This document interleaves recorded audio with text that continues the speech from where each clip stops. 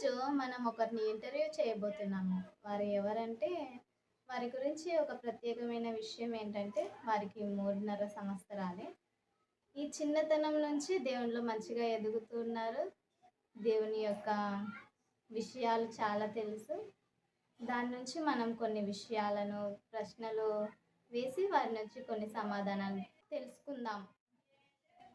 వాళ్ళు ఎవరో మనం చూద్దామా? వారిని వారే ఇంట్రొడక్షన్ చేసుకుంటారు. హలో, మీ పేరేంటండి? నా పేరు ప్రేమ. ఓకే.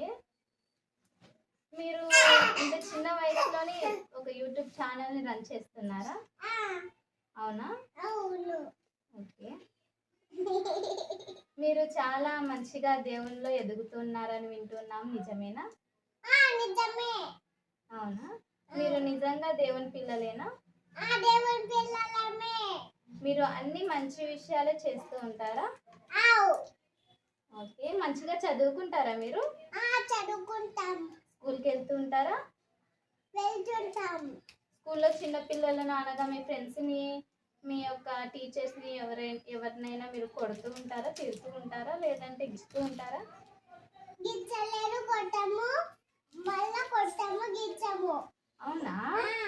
ఓకే. అంటే వీటిని బట్టి మీరు చాలా మంచి వ్యక్తిగా కనిపిస్తున్నారు మాకు. ఓకే. ఇక్కడ ఎందుకు సమావేశం అయ్యామంటే, మీరు బైబిల్‌లో మంచిగా చాలా విషయాలు తెలుసు అని మేము అనుకుంటూ ఉన్నాము. వాటిలో కొన్ని ప్రశ్నలు మాకున్నాయి. వాటికి సమాధానాలు మీరు చెప్పగలరా? చెప్పగలుగుతాం. ఓకే. మీకు ఈ విషయాలని ఎవరు నేర్పిస్తూ ఉంటారు? మీరే. మీరే అంటే వారి పేరేంటి? నీ పేరు విజయవాణి కదా, అందుకే నువ్వే నేర్పిస్తున్నావు. ఓకే. నా పేరు విజయవాణినే. కానీ ఈ యొక్క సమావేశంలో అలా మాట్లాడకూడదు. మీకు ఆ వ్యక్తి ఏమవుతుంది? మా తమ్ముడు పేరు ప్రేమ, వీళ్ళ నాన్న పేరు కుమారు. మీ అమ్మగారి పేరేంటి? మమ్మీ పేరు విజయవాణి. ఓకే. అంటే మీ అమ్మగారేనా ఇవన్నీ నేర్పించేది? నువ్వే. ఓకే.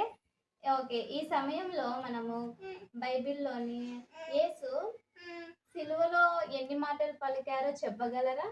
చెప్పుతాం. ఎన్ని మాటలు పలికారు? 7. ఓకే. ఓకే. యేసును సిలువకు అప్పగించిన శిష్యుడు ఎవరండి? ఇస్కరియోతు యూదా. ఓకే. ఎంత ద్రవ్యానికి అమ్మడిపోయాడు ఇస్కరియోతు యూదా? 30 వెండి నాణాలకు. 30 వెండి నాణాలకా?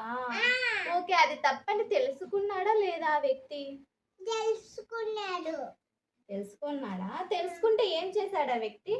ఉరేసుకొని చనిపోయినారు. ఉరేసుకొని చనిపోయినారు. ఓకే. ఇప్పుడు ఆ ద్రవ్యంతో ఏం కొన్నారు వాళ్ళు? పొలం. ఆ పొలానికి ఏమని పేరు పెట్టారండి? రక్తభూమి. ఓకే. రక్తభూమి అని పేరు పెట్టారు. ఓకే. యేసు తీర్పు విషయంలో ఇద్దరు స్నేహితులయ్యారని వింటున్నా. అంటే ఇద్దరు శత్రువులు స్నేహితులయ్యారని చాలా చోట్ల వింటూ ఉన్నాము. వాళ్ళ పేర్లేంటో మాకు సరిగా తెలీదు. మీరు చెప్పగలరా? చెప్పరా. హేరోదు పిలాతు. ఓకే. హేరోదు పిలాతు. ఓకే. యేసుని ఇప్పుడు వాళ్ళు సిలువ వేయడం కోసం ఒక పర్వతం దగ్గరికి తీసుకొని వెళ్తారు కదా. యేసును సిలువ వేసిన ఆ కొండ పేరేంటండి? గొల్గొతా కొండ. ఓకే. గొల్గొతా కొండ మీదికి యేసుని తీసుకొని వెళ్తున్నారు. అది కూడా ఎలా అంటే యేసునే సిలువ మోసుకొని వెళ్ళాలని. అలా మోస్తూ ఉన్నప్పుడు కొంతమంది ఏమనుకున్నారు, యేసు సిలువ మొయ్యలేకపోతున్నాడేమో అని ఇంకొక వ్యక్తితో సిలువ మోపిస్తారు. ఆ వ్యక్తి పేరేంటి? కురేనీయుడైన సీమోను. ఓకే. అతని పేరేంటంటే కురేనీయుడైన సీమోను. ఓకే. యేసుని గొల్గొతా కొండ మీద సిలువ వేశారు. సిలువ వేసిన తర్వాత యేసు సిలువలో ఎన్ని మాటలు పలికాడు? 7. ఓకే. 7. ఆ మాటలు మీరు మాకు చెప్పగలరా? చెప్పగలుగుతాం.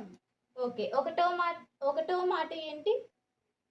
తండ్రి మీరేం చేయగల మీరేగాక వీరిని క్షమించుము. ఓకే. రెండవ మాట ఏంటండి? నీవు నాతో కూడా పరదేశంలో ఉండమని విజయ ఓకే, మూడవ మాట ఏంటండి? అమ్మ ఇదిగో నీ కుమారుడు, ఇదిగో నీ తల్లి. ఓకే, నాలుగవ మాట ఏంటండి? నా దేవా నన్ను ఎందుకు చేయవచ్చితివి? ఐదవ మాట ఏంటండి? నేను తప్పించుకుంటున్నాను. ఓకే, ఆరవ మాట ఏంటండి? సమంతమైనది. ఓకే, ఏడవ మాట ఏంటండి? తండ్రి నీ చేతికి నా పని అప్పగించుకుంటున్నాను. ఓకే, ఎక్సలెంట్గా మీరు 7 మాటలను వివరించడం జరిగింది. ఓకే ఫ్రెండ్స్, ఇంతటితో ఈ యొక్క ఇంటర్వ్యూ ముగిసింది.